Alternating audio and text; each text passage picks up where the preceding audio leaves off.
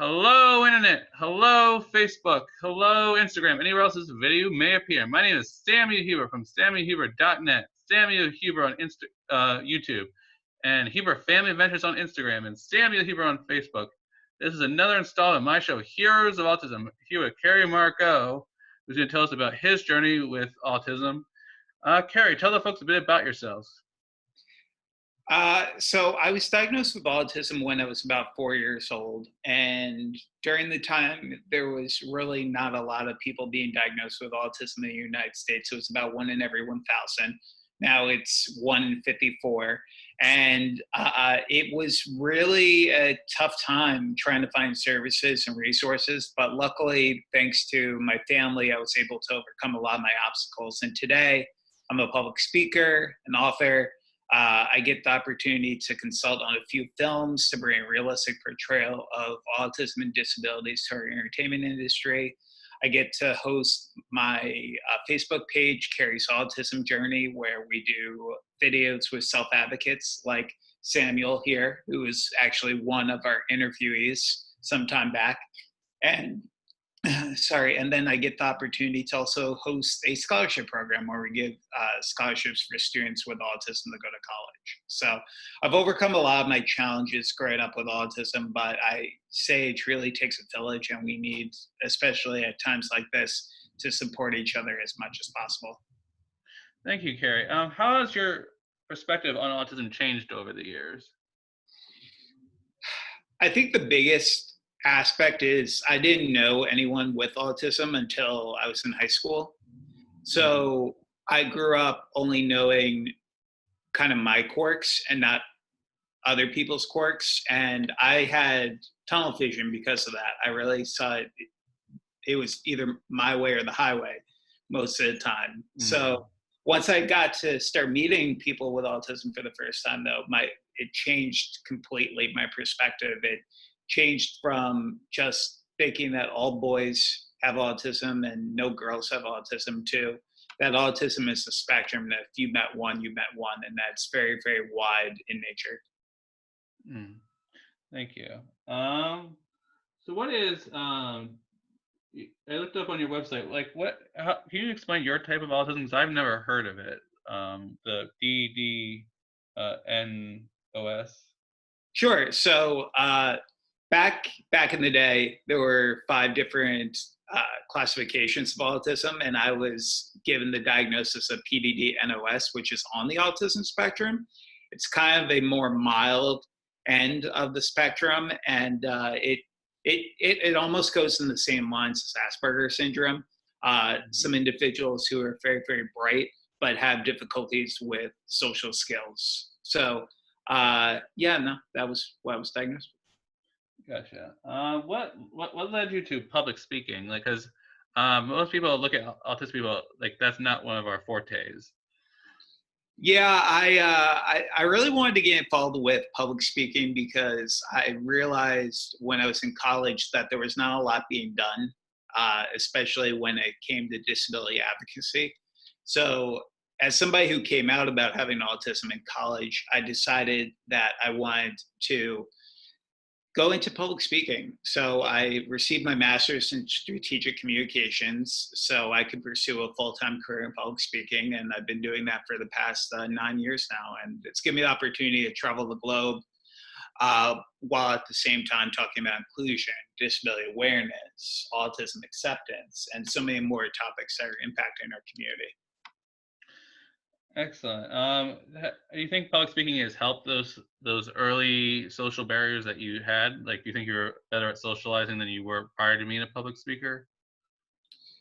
Uh, I think it definitely helped me tremendously. I still have difficulties with social interactions today, making friends. But public speaking and getting myself out there in front of people definitely opened my social abilities a great deal. To Mhm. have the ability to go up and speak in front of like 500 people and then get the opportunity afterwards to just go up and interact with people, it definitely helped me build on my social abilities quite a bit in the past 9 years. I would say I'm Mhm. the most social that I've ever been in my entire life. Yeah, I've experienced it myself as a public speaker that, oh, people actually want to talk to me or hear me talk, which is not someone who has a lot of social anxiety thinks. And not only you're a public speaker, but you've also published a book. Like, what was that process like writing a book? Because there's a lot of books out there about autistic people, but not by autistic people. Right. Yeah. I want that when I was speaking like 3 years into public speaking, everyone just kept asking, Kerry, where can we learn more about you? And somebody recommended that I write a book, and I didn't know how to go about that process. Mhm. So I started Googling it, and I found that you could self-publish your books nowadays. And I self-published my first book about called Defining Autism from the Heart, in the hopes of talking about self-advocacy and my own ability to self-advocate for myself. So I wrote that book, and then it sold well. So I continued to write books. I wrote a book on love a year later called Autism and Falling in Love, and then a children's book called I Will Light It Up Blue, which just came out last year. So it's been a great, great process. I hope to continue to write many more books for the years to come. Um, f- uh, for other Aspies out there that are hoping to write a book like myself, how what's your advice on how to organize your thoughts? Because as you know, we can be jumping from one idea to the next before we even finish the first idea. How were you able to organize your thoughts into a book? Well, the most important thing that I could tell anyone who's inspiring to write a book is to definitely write as much as humanly possible. That's one of the biggest keys, because there are going to be times when you're writing a book where you're not, you're going to have the writer's block. You're not necessarily going to be able to really get your thoughts down on paper. So the most important thing that I tell people to do is to write every day, whether it's writing in a journal, whether it's writing your own personal blog, because that will definitely give you the ability to stick at it, because a book is a very long process to actually get underway most of the times. So that's one big thing. And then the second thing is to outline as much as humanly possible, outline your thoughts, Mhm. outline what you want the book to be and what makes your book different compared to other books out there currently on the market. That's one of the big concepts, because you don't want to have a book that's already 20 self-advocates have written about. You know what I mean? It's more about getting a fresh, unique perspective, and then just outlining it to the best of your abilities, and then going to work. Thank you, Carrie. And you mentioned earlier that you're helping Hollywood portray us in a realistic way. What do you mean by that? Like, how do you think we should be portrayed in movies and TV shows? Well, the important aspect of this is that there are a lot of people who go into these projects without truly understanding or asking the perspectives of autistic individuals. Mhm. And that's very alarming. I mean, for example, less than 1% of actors with disabilities actually play characters with disabilities in TV and film. Mhm. And when I first learned about that, I found that shocking, because we have a saying in the community called "Nothing about us without us."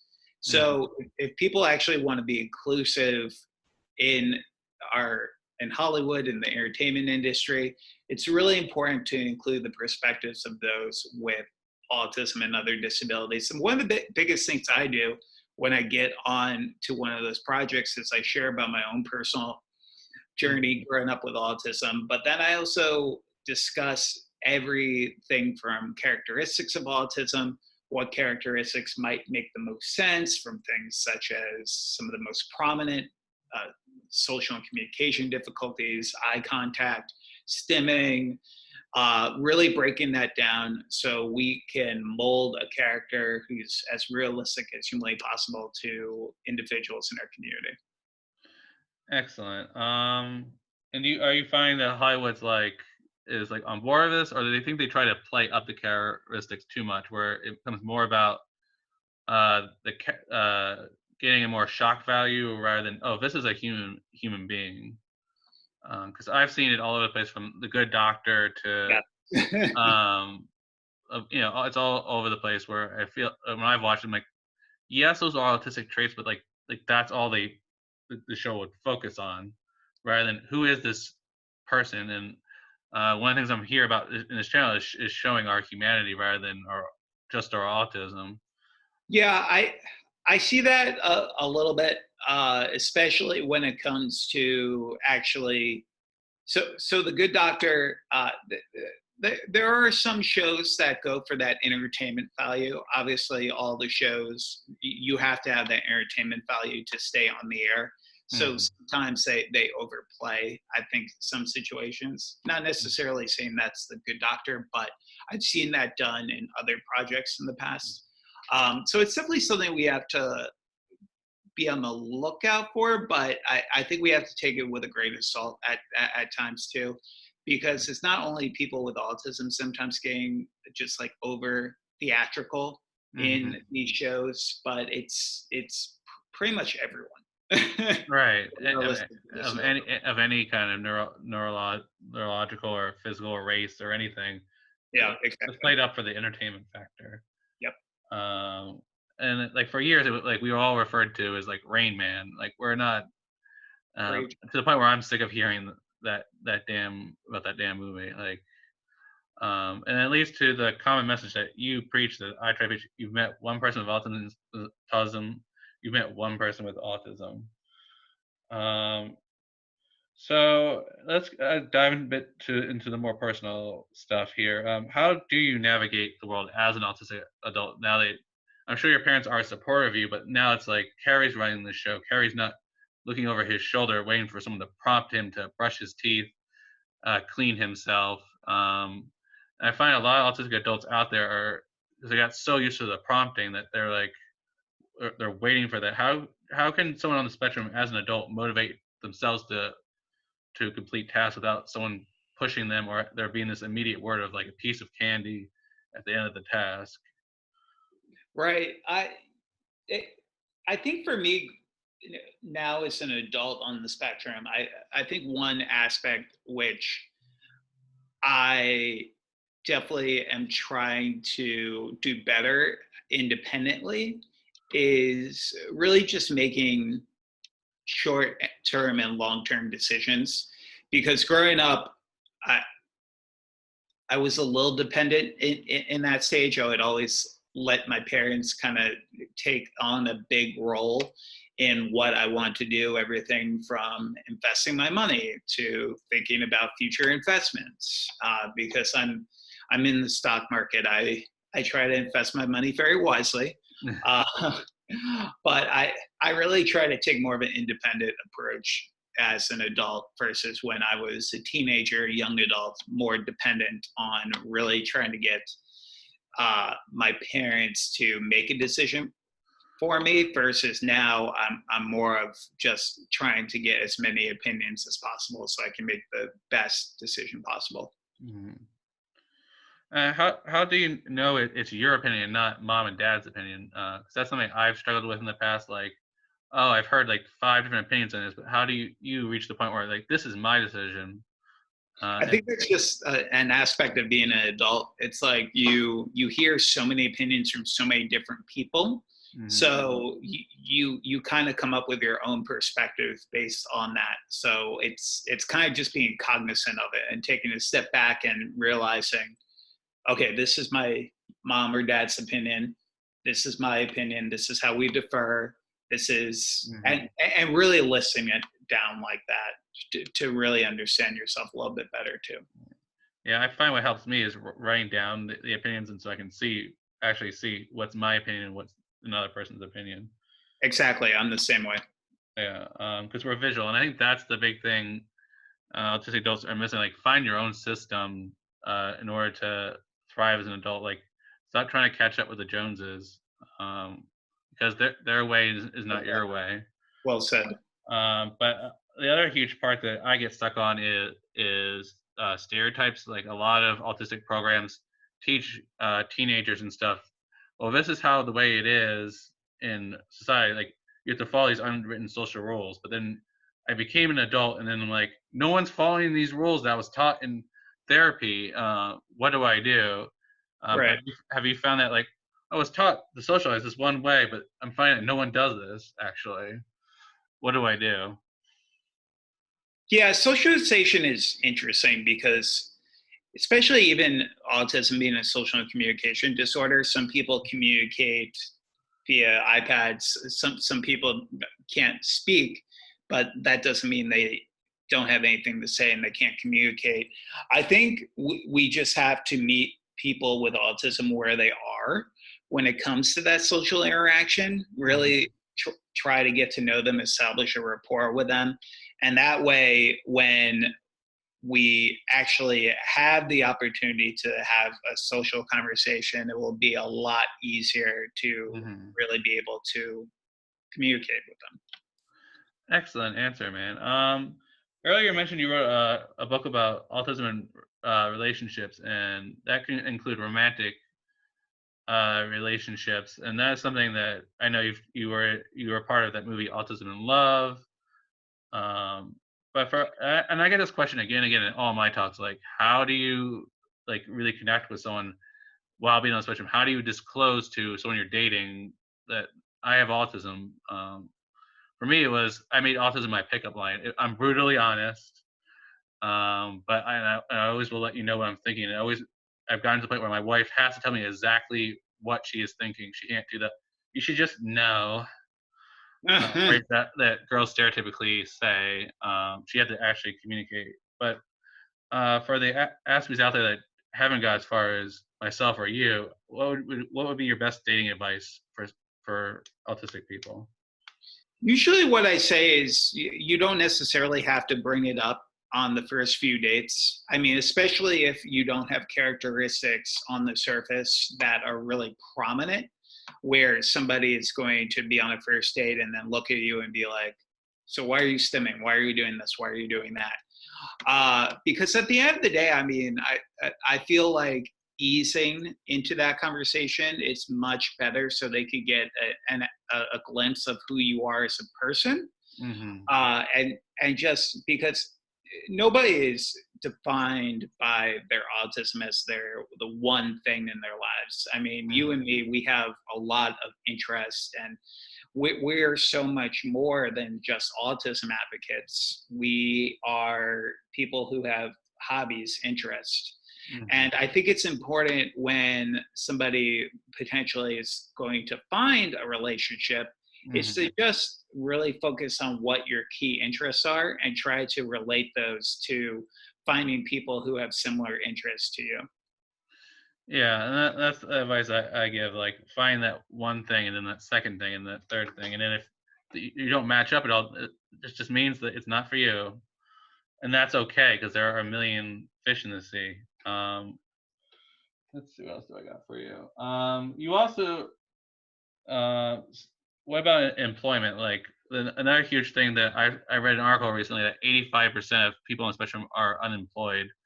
Why do you think it's so hard for not only for us to find a job but keep it? Because I have a lot of friends who've gotten jobs, but within a week or two, due to the socializing part or sensory part, they just quit, and it's an endless cycle. Like of oh, I got a job, got fired, or I quit, and like I can't figure out this adulting thing. Like how does someone on the spectrum find that job that not only they want to do but can actually keep? Yeah, I the statistics are a little crazy because some people say 85%, some others say 80%. What we do know is that the majority of individuals with autism are unemployed or underemployed.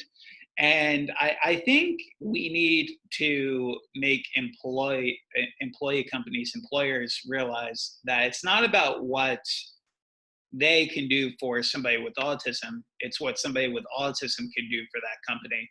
There's so many brilliant minded individuals who are on the autism spectrum who, I mean, a lot of times you won't even know they're on the spectrum. It's like Mhm. the thing that I know you get and what I get is, oh, you have autism, but you don't look like you have autism.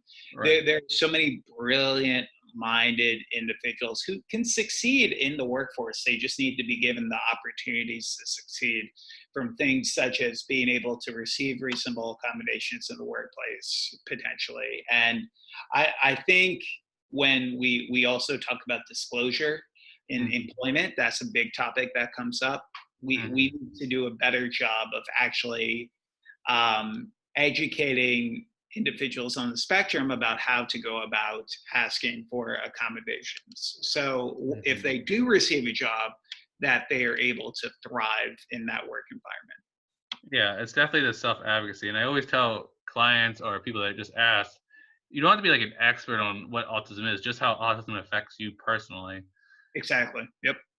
Um, and I've also noticed that you do a lot of nonprofit to help create those opportunities for not only for us to go to college, but a lot of other adult activities that were not available. Can you go into a bit about what your nonprofit does?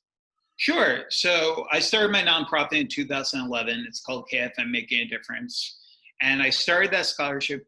I started that nonprofit to provide mentoring and coaching for individuals with disabilities. Hmm. One of the things I truly missed when I was a kid was having a really good peer mentor, because Hmm. I think we all need somebody to help us look after us and somebody to inspire us who's a Hmm. little bit older as well. So I started that. Then I started my scholarship program where we've given out 68 scholarships for students with autism to go to college in the past 8 years. Hmm. And you can find all this information at kfmmakeindifference.org.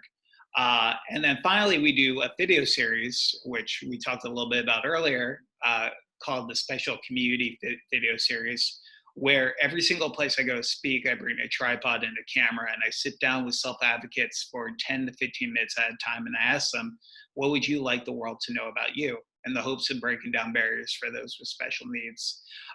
So we have 501c3 status, and we rely on the donations of people from our community to keep our small nonprofit running.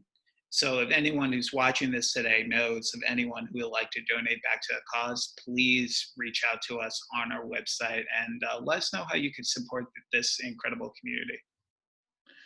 Very cool. So I like to end all my interviews with the following question. I'm going to change it up a little bit since you are on the spectrum. I think you understand this. How can people on the spectrum change the world's perspective on autism?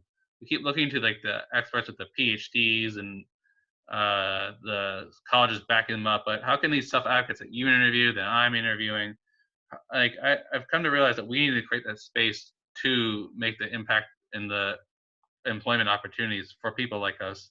What do you think that they need to do most of all?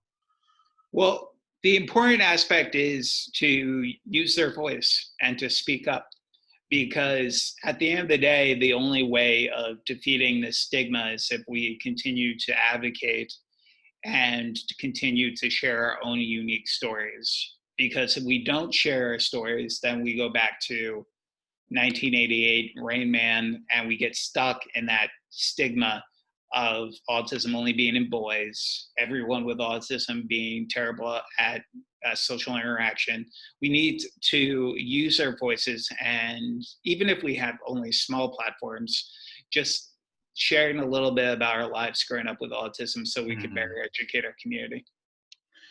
Yeah, I believe that too. Even if you're on the smallest of communities, like it's almost like an art form where like if you inspire one person, like you've done your Yeah, job.